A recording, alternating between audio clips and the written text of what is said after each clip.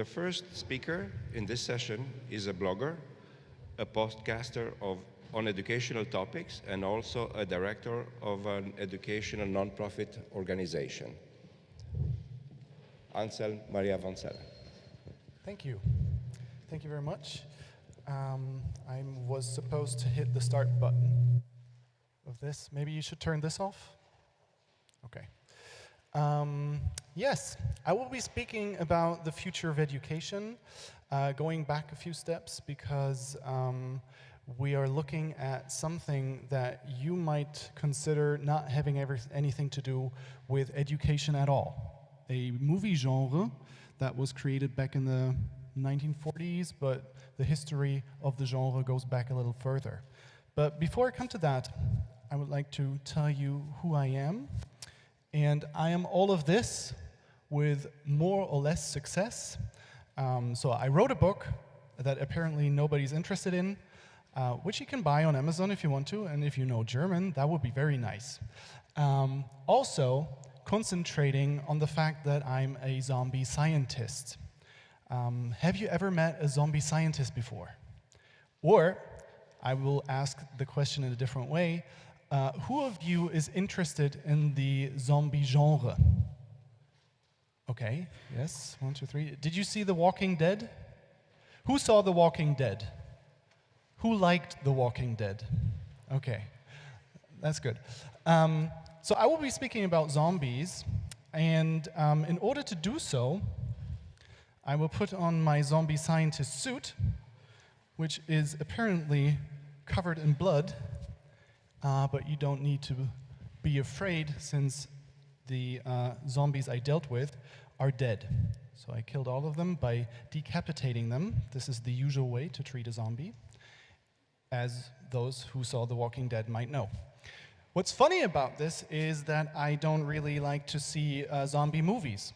I'm horribly scared of watching those, but still I think they are covering lots of philosophical topics that are very decisive for our times. If, for example, you go back to the 1960s, you have movies like The Night of the Living Dead. Who saw The Night of the Living Dead? It's actually considered art. It's part of the cultural inheritance of the United Nations, and they put that into a museum, so it's an art movie. And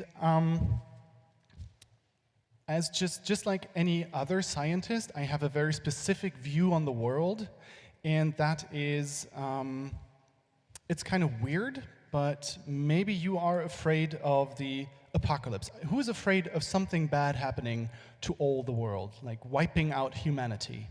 Who of you is afraid of that happening? Yes, you are. Have you seen any, can you elaborate on that, maybe? What are you afraid of specifically? Climate change, yes, very. Do not despair, those of you who are afraid, do not despair, for the zombie apocalypse is not going to happen, because we're living right in the middle of it. This is my view on the world. We're right in the middle of a zombie apocalypse, which is why I'm wearing this suit. And I'm going to prove my point to you. On my way here, I caught a very beautiful example of a zombie. Zombie, stand up now, please. Yes, zombie, come up the stairs. As you can see, this zombie is mindlessly shuffling around. Like, you know, if I had a baseball bat now, I would probably just, you know, knock her on the head and make sure that she really is dead. So good work, zombie. The zombie apocalypse that I'm going to lay out to you has not so much to do with blood and gore and eating brains, but it's more about, you know, looking at education, of course, because that is the overall topic. Zombie, please sit down. Good zombie. As you can clearly see, this zombie follows my orders without taking them into question. Zombie, please stand up again. Please stand up, jump. Okay. Sit down again. So she does everything that I require her to do. which may have to do with the fact that I'm wearing this coat, which is automatically kind of associated with maybe some kind of authority. We have seen that working in the Milgram experiment. Who knows the Milgram experiment? Yes? So we had a guy wearing a suit like that, ordering others to deliver pain to other people, and that worked perfectly fine. This zombie is driven by fear and instinct.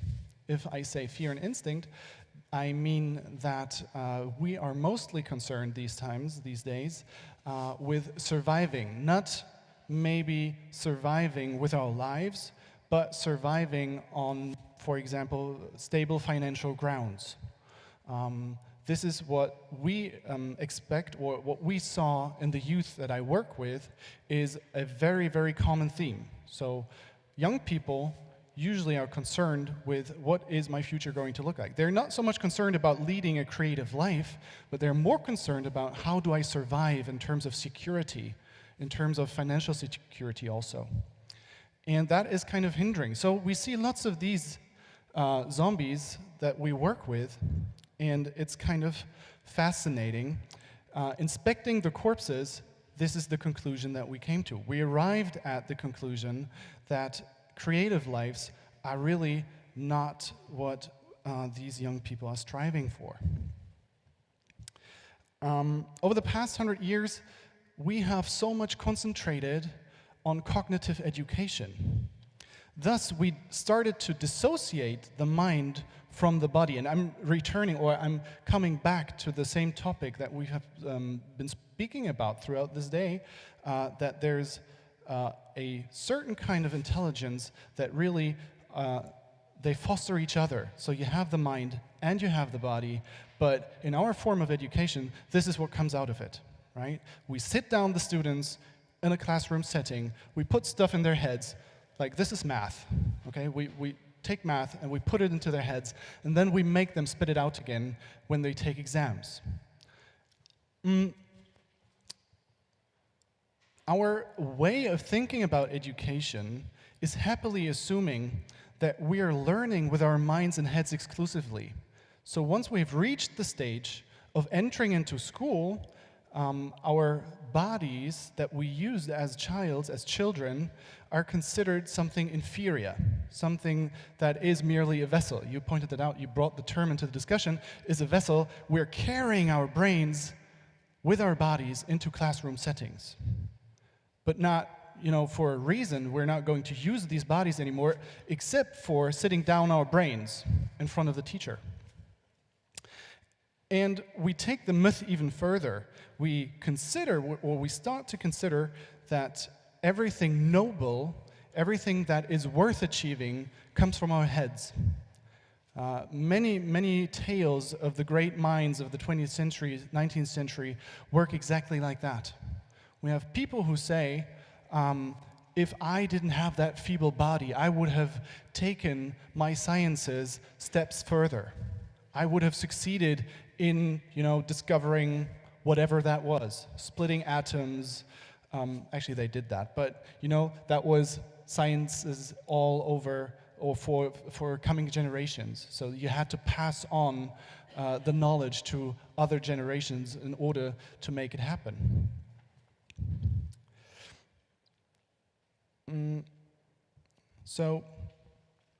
No, wrong. I have a split screen here. This is kind of enervating. This is the mind versus body dichotomy.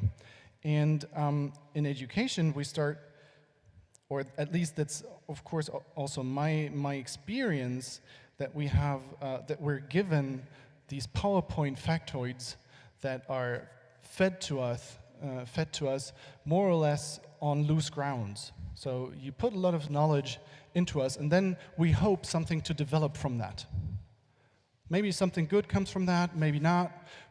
We don't so much care, especially if we're teachers and there's some curriculum that we're going to deliver. If we're through with that, we're happy that we passed this on. If our students make good grades, it's even better.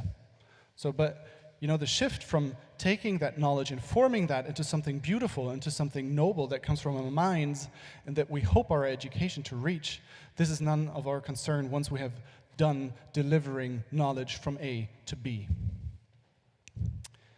And I'm quoting this from, I don't know who, this is also these times of the internet, so I found a nice quote. I don't know who wrote it, and I don't care. This is the age of the internet. And he says, it's an he, I guess. I saw his picture, and that definitely pointed to the fact that he is a he. Yes, you wanted to see the quote, right? I don't have the quote. I'm just merely reading it. Zombie education leads to more mindless consumption of commodities. After graduation even, a result is consistent with greed-driven capitalism, but not with ideal-driven democracy. So this goes back to the point that I was making earlier, that the education that we pass on usually evokes in the students that this education is given to, that they're dealing with security issues, financial issues. And once those things are secure, we think that we can start living, maybe more or less creatively, but we're given something that we don't really know how to use. And don't get me wrong, I'm not against the formal education system per se. Oh, by the way, zombie, you may stand up and sit down, first row again. That would be nice. In fact, I'm sympathetic to education that connects to the world of doing and making, of providing goods and services. But we must not allow education to become a consumable, something that is merely taken in by people and then just for the cause of exams are put out on paper in order to receive good or bad grades. This is, by the way, I like your tool because it includes GIFs. That is like, who uses GIFs in their ordinary, everyday way of communication? Okay, 2, 3 people, 4, 5, 6, okay. GIFs, they're great. So there should be no presentation without a GIF in the future. Let me show you something that is, that probably most of us share since we're socialized in a formal education system. I'm going to show to you the schools that we went to. And this is what they look like. Does this look like the school that you went to? More or less? Nice, square, very useful, very practical. And it's kind of sad that when we think about education, or people who build the infrastructure for education, this is what they come up with. So I imagine a conversation between those architects going like this: hey, Carl, we have a mandate for building a school. What should that look like? And this is what Carl comes up with. And that's a fucking disaster. Because, the idea of education is probably not something, has nothing to do with building something square and, useful in terms of making that accessible to those who should use that, bring it out into the world, and make something that really changes society. Instead, this is for building walls.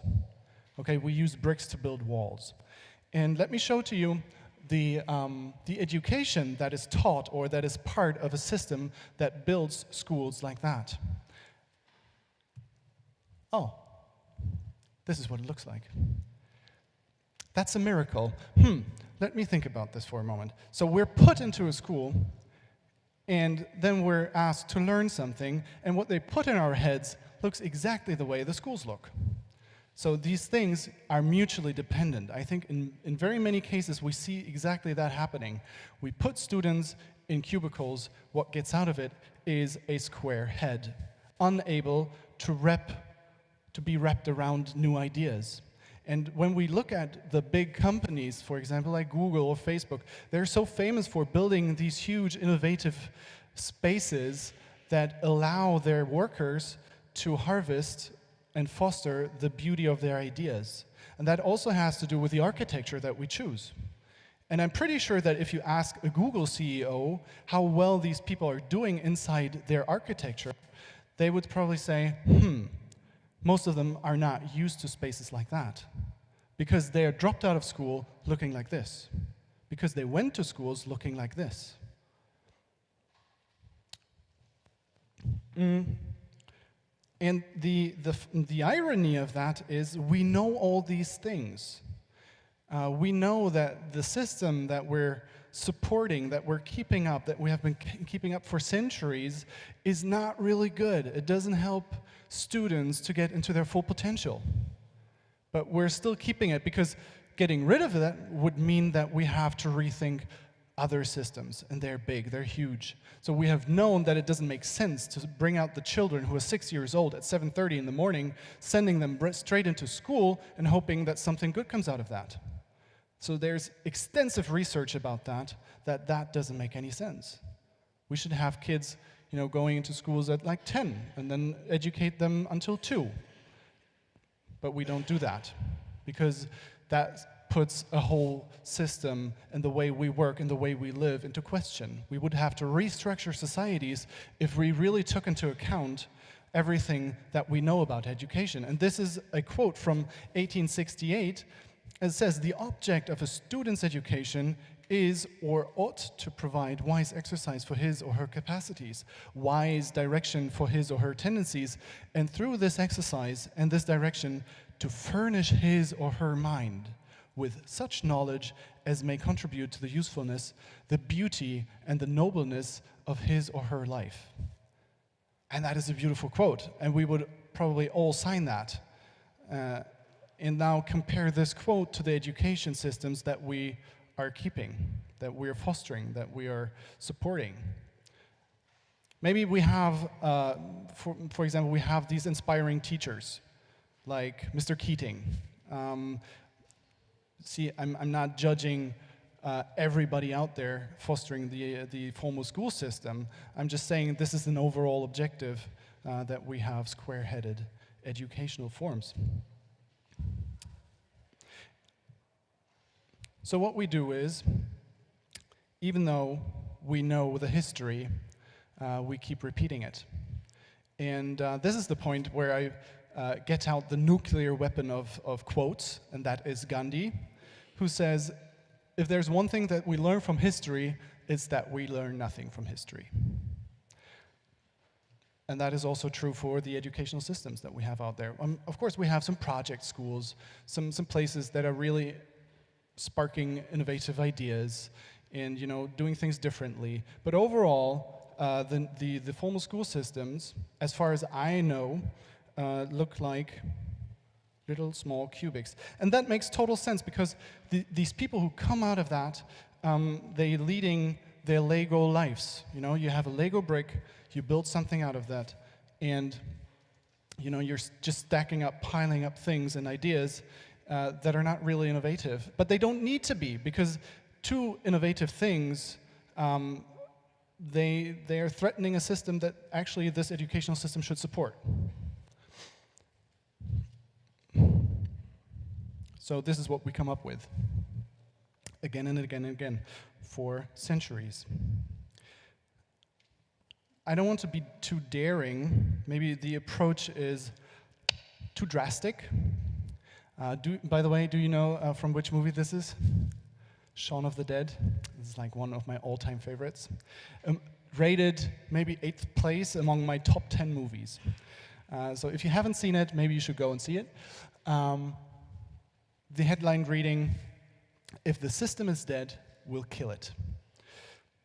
I don't know if we need to really kill the system, but maybe we should start considering cutting heads and arms off of that system to make it more adaptable to the needs that we have. And I heard a talk by a very inspiring man who said, creative people, we need creative education, not only for those who are privileged in this world, not only for academics, Most of us are academics, and I hope we're creative in one way or another.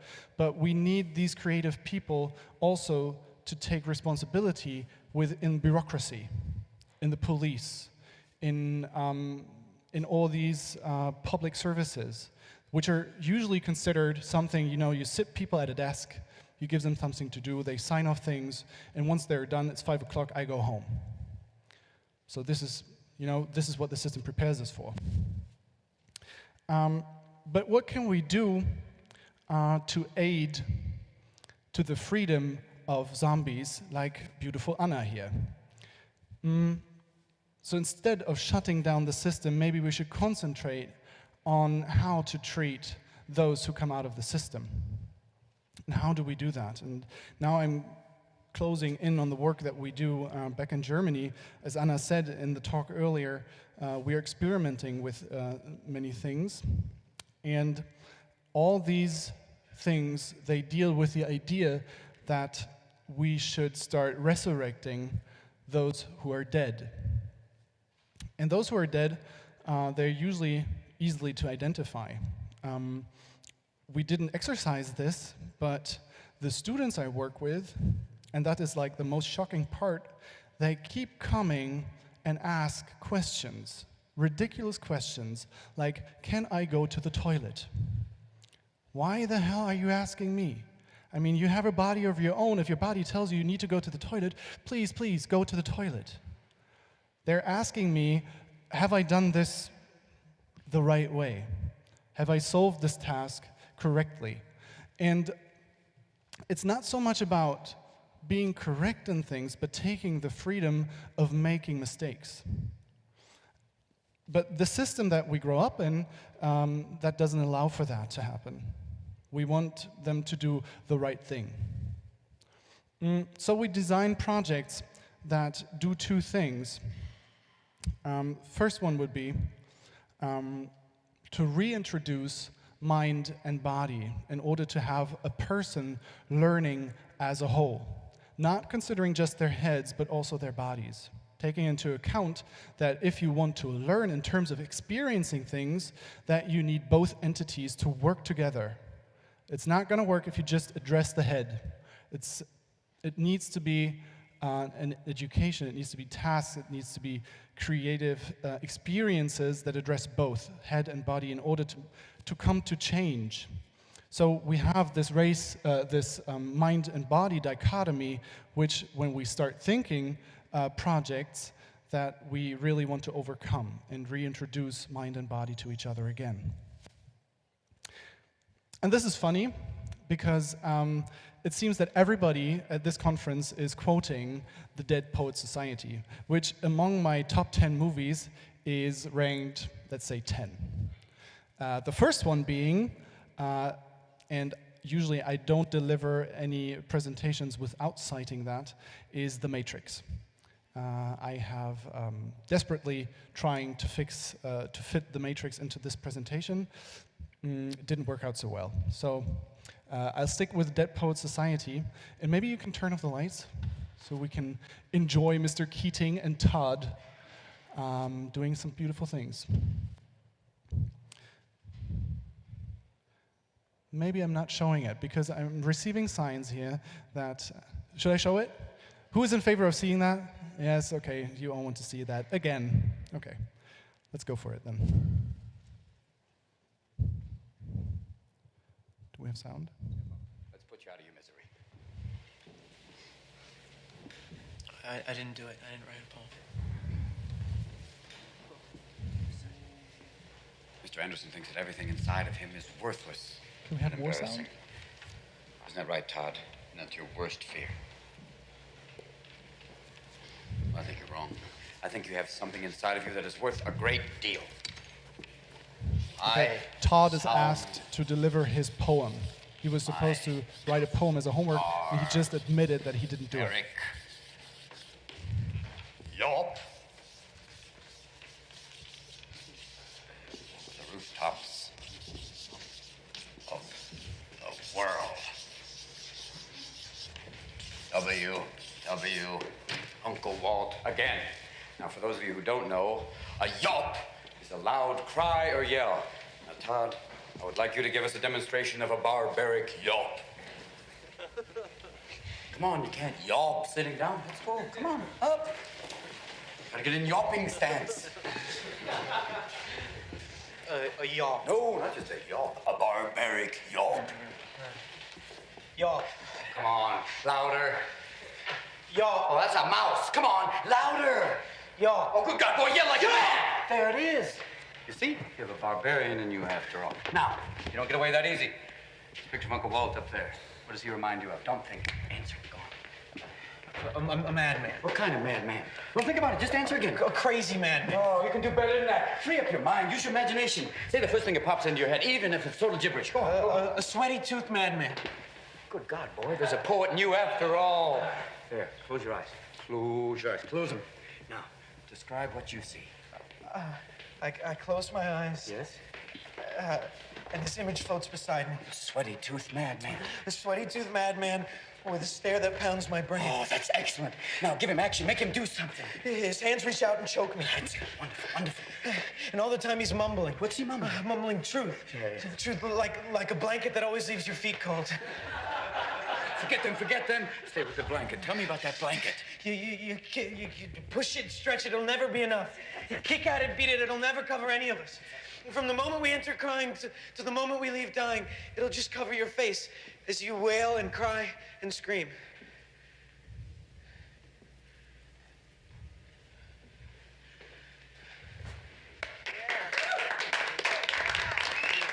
Don't you forget this. This is beautiful. See what happens here? So Mr. Keating gets Todd out of his chair, bringing back together, reintroducing mind to body, then shutting down his senses in front of the class so he doesn't, so he's not, influenced by those around him. And then he starts turning his body. He's talking to both. He's talking to his head and using his body. And what comes out of that is a harvesting of beautiful words that form inside this student. And it's kind of sad that we're still quoting, you were quoting it, and you were quoting it, a movie from 1989. This is like 40 years ago. So again, this resorts to the idea that I was conveying earlier that even though we know how it works, we're still not doing it. This is so sad. But there is light at the end of the tunnel. I mean, you are here, obviously, and so that means that you're thinking about education. And now this doesn't work anymore. Yes, it does. True education. So these I tried to sum this up in 4 points. True education is transformative, soul-enriching, soul-engaging, and it opens alternatives to the passive living. So we're not caught in the usual ways, but we are ready to find new land. How do we do this? The future of education starts with disruption and crisis. So whenever people start changing their lives, start changing the way they think, usually this has to do with disruption or a crisis in their lives. And Anna and I, we have been working together, drawing on that idea entirely, because this is the moment when we start getting up our asses and asking for new things. That is when the plane crashes, right? So this is when you start thinking, maybe I should change something. Maybe I should be a vegan. Maybe I should do more yoga. And then we go back home and we start being a vegan and we start doing some yoga, and maybe, I don't know, 3 months later, we discover that this is not truly working for us, and a habit is going back to sleep again. But if a plane crashes, that causes real change. So we thought about narratives that are drawing on the idea of crisis, and we came up with a project that is called Zombieland. I mean, of course, this is kind of, the way that we're dressed today, and so it makes sense to go back there. And we had participants ranging age-wise from 16 to 20, and we put them into shoes of zombies. So we had the narrative of a zombie apocalypse happening, and asking the question, what is, now that the world lays in pieces, what is the society that you would like to live in? What does that look like? What is the political system that you really want to have and live by? What is freedom? Who is controlling you as a person? Are you really free to do whatever you choose to do? I mean, you choose to be a teacher. Why? Why do you choose to be a teacher? Can you choose something else? Is that within your range, the way you look at life and what you want from it? And this is, I mean, we dressed, you can't really see that because the sun is shining so brightly, which is never good for a zombie. But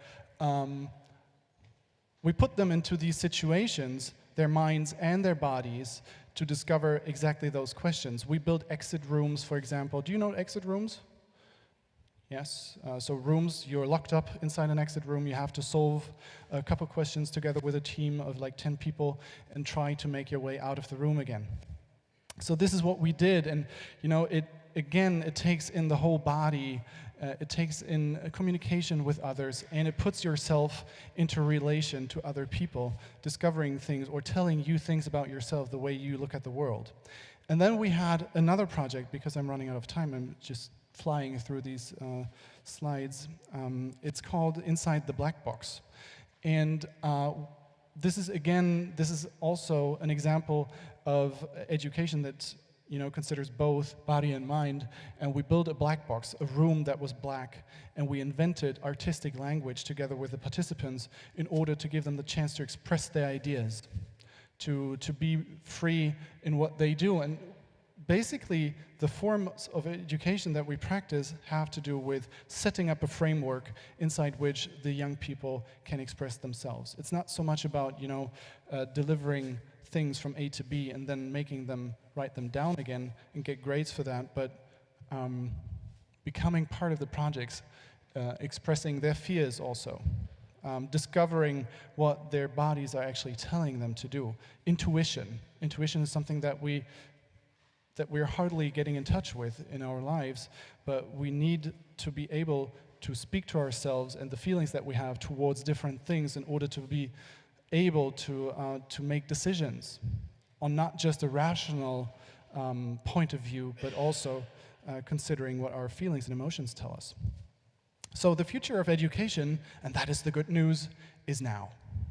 I mean, we have been told that the future of education is now, like for 40 years. This was told to us but in the movie Dead Poet Society, but maybe the future of education is now. That would be so nice if we could go there and, you know, try out things together. If it may be virtual reality or hyper se, or whatever that is, robotics, you know, putting robots to fight. And maybe we should have some fighting amongst ourselves before we put the robots to fight. Do you do that? Do you fight each other, or not so much? You let others fight? Okay. Anyway, maybe that's a good idea to stage a fight between men first before we put robots to fight. I don't know. Just, you know, being creative and taking into account that we're just more than minds in order not to stay zombies. Thank you very much.